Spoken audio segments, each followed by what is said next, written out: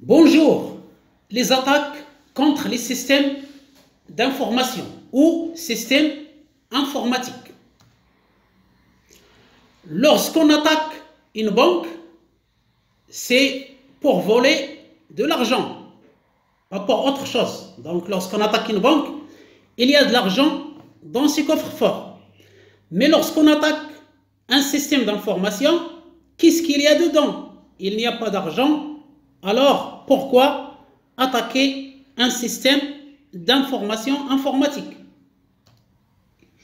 La réponse, c'est qu'on attaque un système d'information pour voler de l'information, ou pour la détruire, ou pour la modifier. L'information est un actif pour l'entreprise, c'est-à-dire un bien, comme l'argent, comme le matériel, comme les bâtiments, etc. L'information coûte très cher. C'est un bien, c'est un actif qui a de la valeur. Donc, on attaque le système d'information pour voler cette information. On peut aussi attaquer le système d'information pour le détruire, ce qu'on appelle le sabotage, c'est-à-dire pour porter une atteinte à l'organisme qui dispose de ce système d'information. Voilà donc pour les attaques contre le système d'information. Qu'est-ce qu'une attaque contre le SI?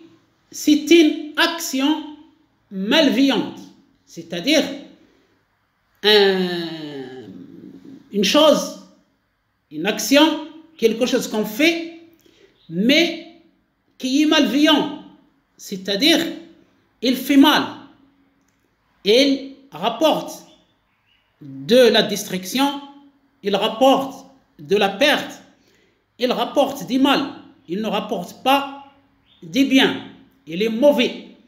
Cette action malveillante, mauvaise, mal intentionnée est dirigée soit contre l'information contenue dans le système d'information, consultation, c'est-à-dire espionnage, modification, copie, c'est-à-dire le vol, suppression, ou bien c'est une action malveillante dirigée contre le système d'information en entier pour le détruire, pour l'anéantir.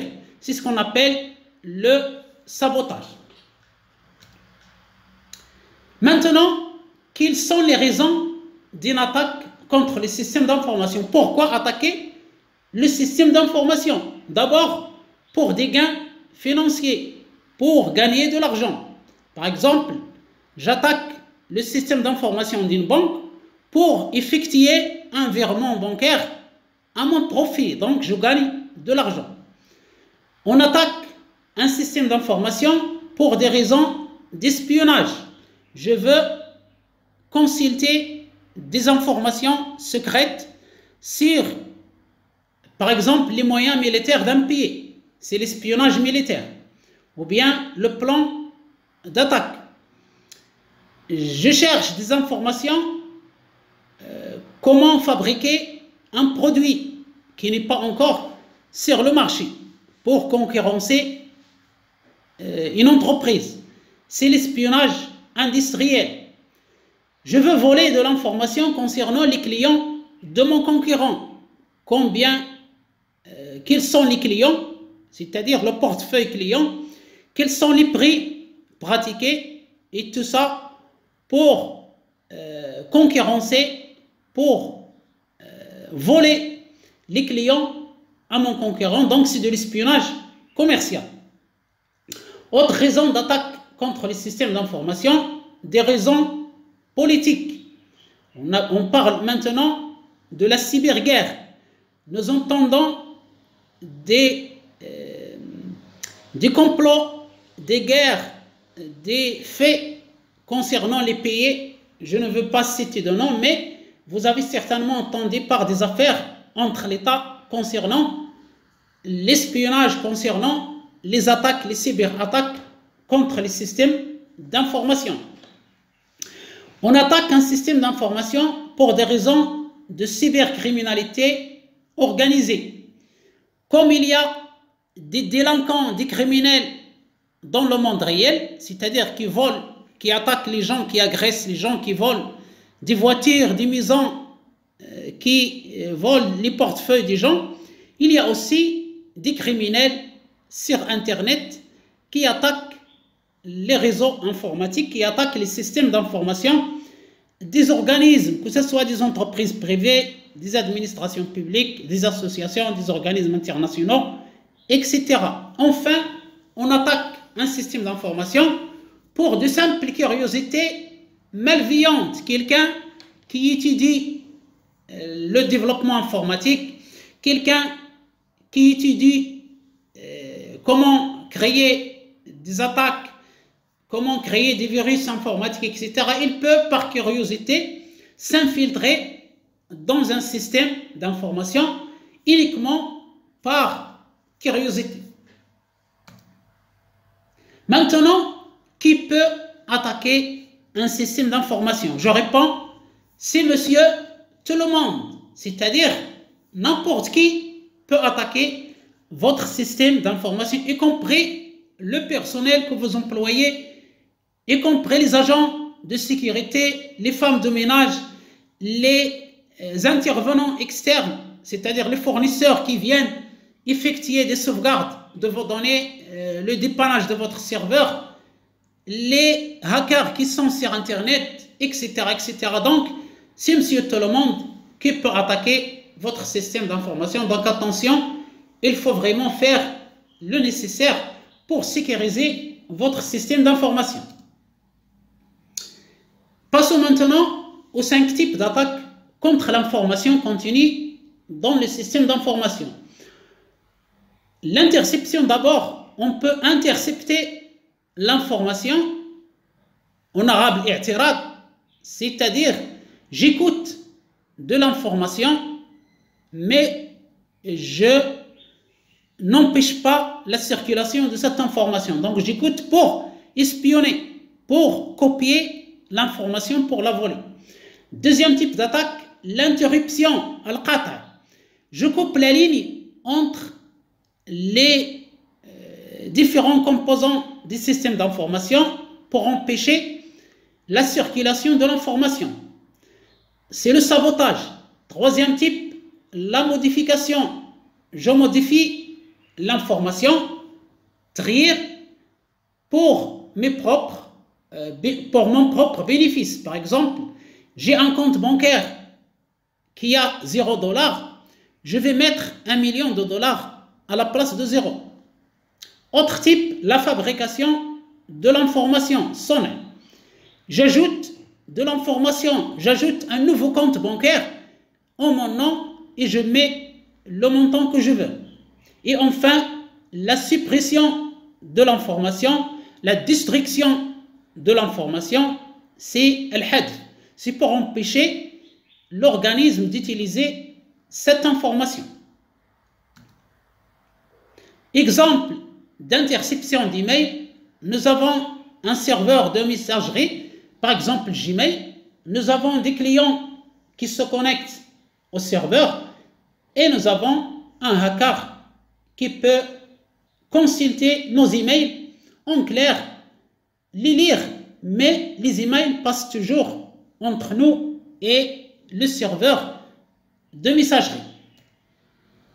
Exemple d'interruption de l'information, lorsqu'on coupe une ligne de données, on provoque l'interruption de données, c'est-à-dire l'arrêt de sa circulation pour des raisons de sabotage, c'est-à-dire la destruction volontaire, malveillante, mal intentionnée des systèmes d'information. Maintenant, on va passer en revue quelques types d'attaques contre les systèmes d'information, quelques types récentes, mais sachez que ces types d'attaques changent toujours lorsque on riposte à une attaque, on la met en lumière, on la comprend, on peut se prémunir de cette attaque. Les attaquants changent de tactique, les attaquants changent de méthode, Et donc, il y a d'autres types d'attaques nouvelles, non cités ici, mais ces quelques exemples, c'est pour seulement vous sensibiliser à la question de sécurité des systèmes d'information. Donc, il y a l'attaque par force brute, attaque par injection de code SQL, attaque de déni de service, phishing, c'est-à-dire le hameçonnage, attaque par les logiciels malveillants, malware, l'ingénierie sociale, attaque par évasion de données, attaque par l'intermédiaire de fournisseurs, attaque d'ingénierie inverse, attaque de déni de service distribué, attaque 0D, attaque sur le web, attaque par canaux auxiliaires, attaque des réseaux sans fil, et enfin, attaque contre les objets connectés, et la liste n'est pas exhaustive. Il y a toujours de nouveaux types d'attaques qui paraissent chaque jour, et ce, pour attaquer les systèmes d'information. Et ça, c'est une réalité, ce n'est pas une fiction. Premier type d'attaque, attaque par force brute. Il s'agit de deviner les mots de passe en essayant toutes les combinaisons possibles jusqu'à ce qu'on trouve le bon mot de passe. Pour contourner cette attaque, il faut bien sûr une politique de mots de passe, par exemple des mots de passe complexes, robustes, longs, plus de 8 caractères, et aussi l'utilisation des CAPTCHA. Deuxième type d'attaque, attaque par injection de code SQL ou JavaScript ou autre. Les attaquants insèrent un code malveillant dans les entrées utilisateurs pour exploiter les failles de sécurité des systèmes d'information. Troisième type d'attaque, attaque de déni de service, lorsqu'on inonde un système d'information avec un nombre important de requêtes pour rendre inaccessible le système d'information, pour alourdir le serveur et pour empêcher toute consultation de ce système d'information. Quatrième type d'attaque, le phishing, le hameçonnage, c'est lorsqu'on vous présente une page identique à la page que vous consultez, par exemple la page de votre banque. Vous entrez votre numéro de carte bancaire, votre code, etc. et on vole ces informations sensibles parce que vous croyez que la page que vous remplissez, c'est celle authentique de votre banque, alors que c'est celle d'un pirate. Donc, c'est une technique d'attaque, c'est un type d'attaque appelé le hameçonnage. Cinquième type, attaque par malware, c'est-à-dire tous les logiciels malveillants qui font du mal, les virus, les vers, les chevaux de Troie, les ransomware. Il infecte votre système d'information, soit pour le détruire, soit pour voler de l'information, soit pour demander une rançon. Lorsqu'on utilise un ransomware, c'est pour demander que vous payez ces attaquants. Bien sûr, vous les payez en Bitcoin pour ne pas divulguer leur identité. Qu'est-ce qu'ils font d'abord? Ils cryptent vos données. Ils vous disent, si vous voulez voir vos données en clair, il faut payer en Bitcoin. Ensuite, lorsque vous payez la rançon, ils décryptent vos données et disparaissent dans la nature. Sixième type d'attaque, ingénierie sociale. On manipule les individus pour obtenir leurs informations sensibles, souvent en se passant par une personne de confiance dans les réseaux sociaux comme YouTube, comme Facebook, Instagram, etc. Vous croyez que votre interlocuteur, c'est votre personne célèbre, c'est-à-dire votre star, votre célébrité, alors que c'est un attaquant qui dérobe vos informations confidentielles. Septième type d'attaque, attaque par évasion de données. Il s'agit de s'infiltrer dans le système d'information, d'exploiter une vulnérabilité et de voler directement les données sensibles. Donc, c'est du vol direct. Huitième type d'attaque, attaque par l'intermédiaire de fournisseurs. Au lieu de vous attaquer directement, on attaque votre fournisseur, c'est-à-dire l'entreprise qui vous délivre des services, qui revend des services, par exemple, la sauvegarde de vos données, la maintenance de votre serveur, le câblage de votre réseau, etc. Neuvième type d'attaque, les attaques d'ingénierie inverse. Les attaquants démontent des applications ou bien des matériels pour chercher une faille de sécurité ou voler vos informations sensibles. Dixième type d'attaque, attaque de déni de service distribué. Nous avons vu l'attaque de déni de service. Il s'agit de bombarder le système d'information de requête pour le rendre inaccessible, inefficace. Dans ce type d'attaque distribuée, on utilise plusieurs machines pour augmenter la puissance de l'attaque.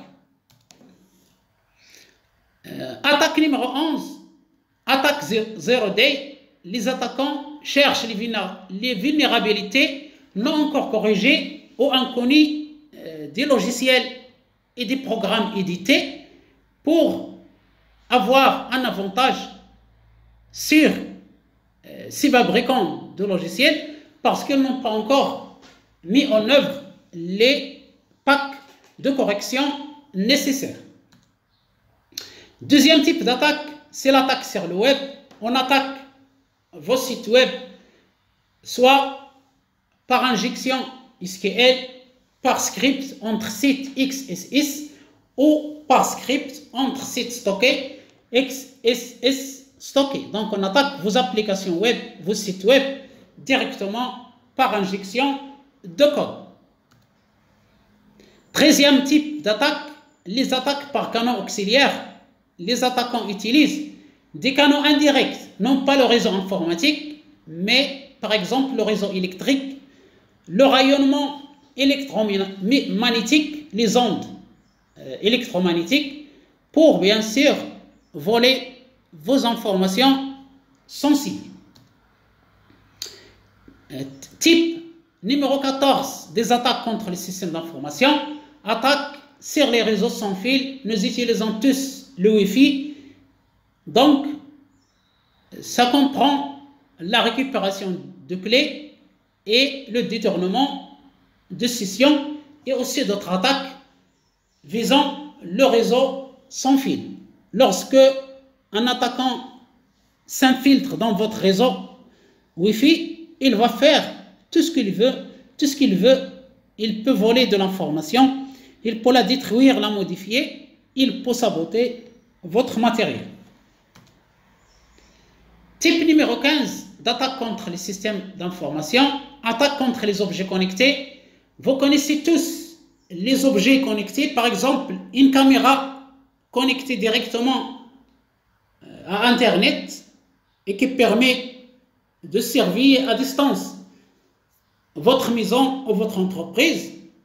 Les attaquants peuvent attaquer cet objet connecté et contrôler votre réseau domestique ou bien votre entreprise. Donc faites attention, une caméra, un thermostat ou autre objet connecté, on peut bien les attaquer et prendre leur contrôle.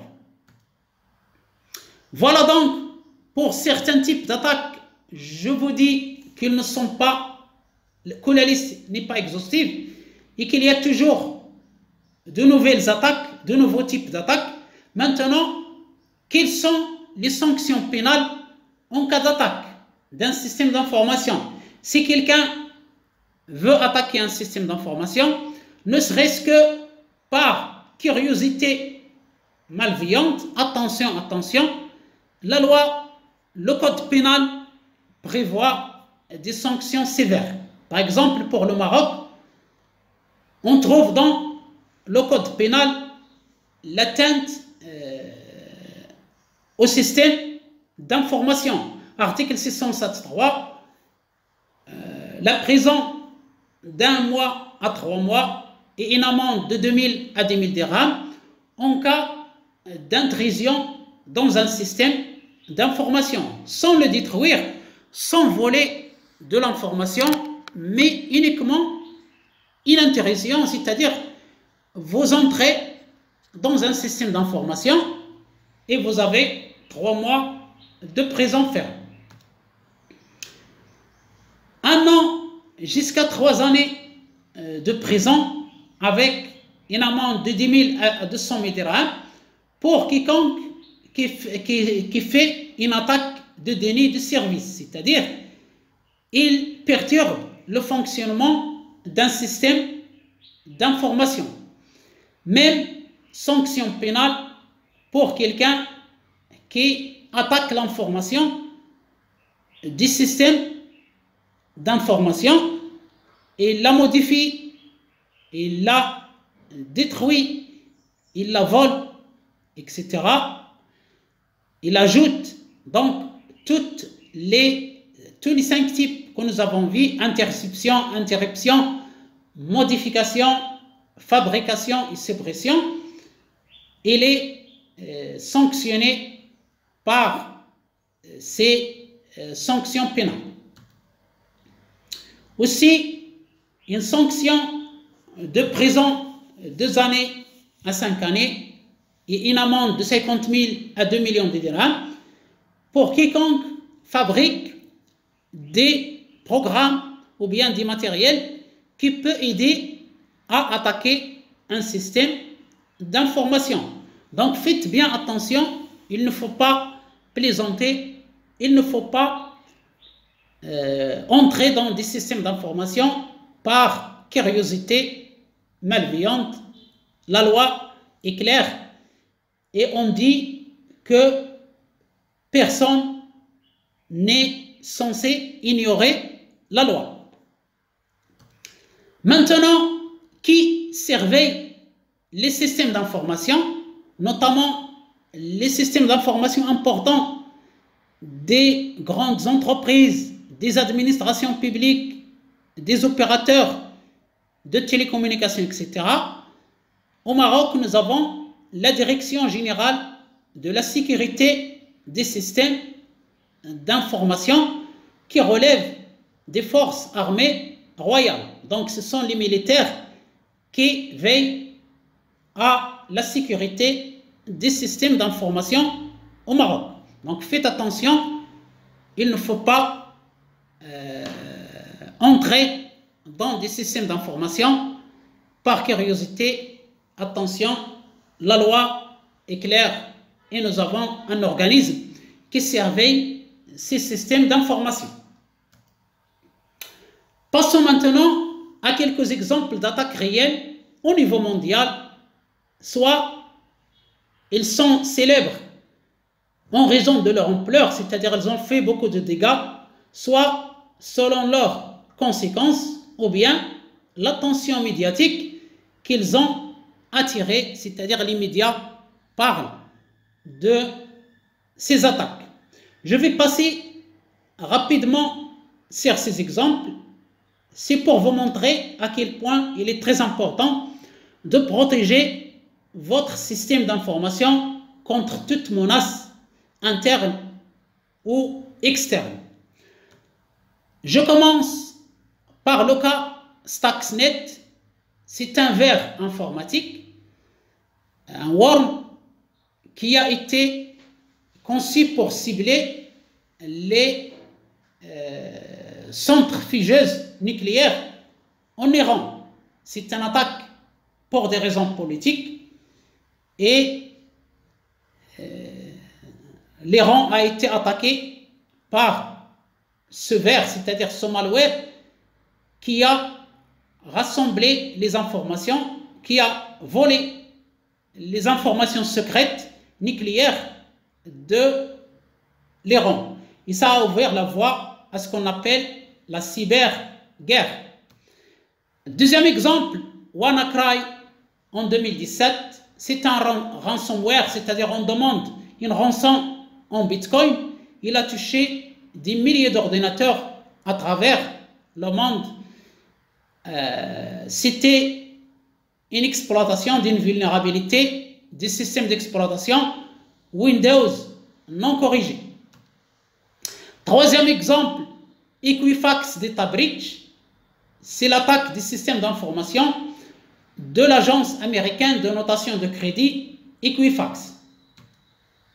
Quatrième exemple, l'attaque de la société Sony Pictures en 2014 lorsqu'il a fait un film appelé The Interview concernant le leader de la Corée du Nord, Kim Jong-un.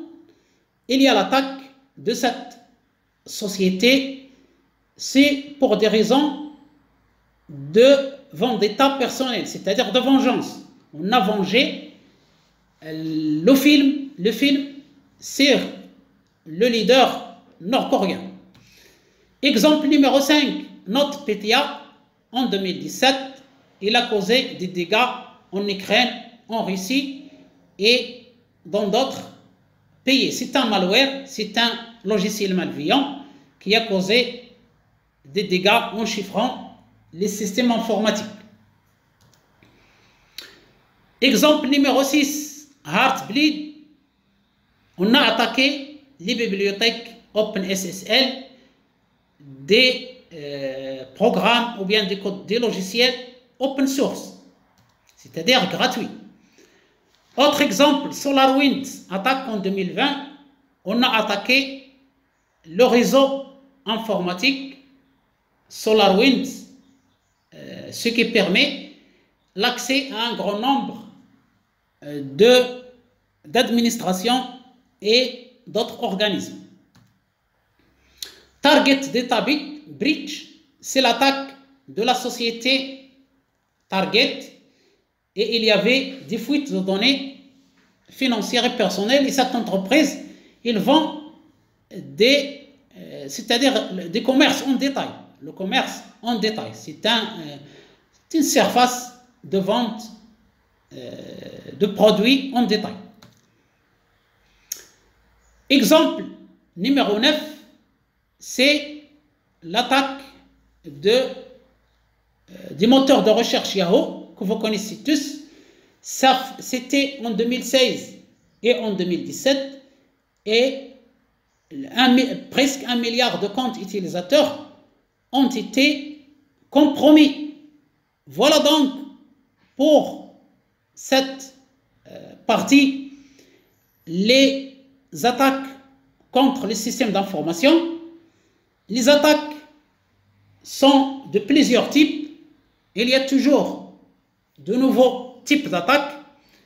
Ces attaques sont réelles. Nous avons vu plusieurs exemples qui ont causé des dégâts considérables à des pays, à des entreprises, à des administrations, à des organismes. Donc, il est nécessaire de mettre en place une politique de sécurité de votre système d'information. Merci infiniment pour votre attention et à bientôt.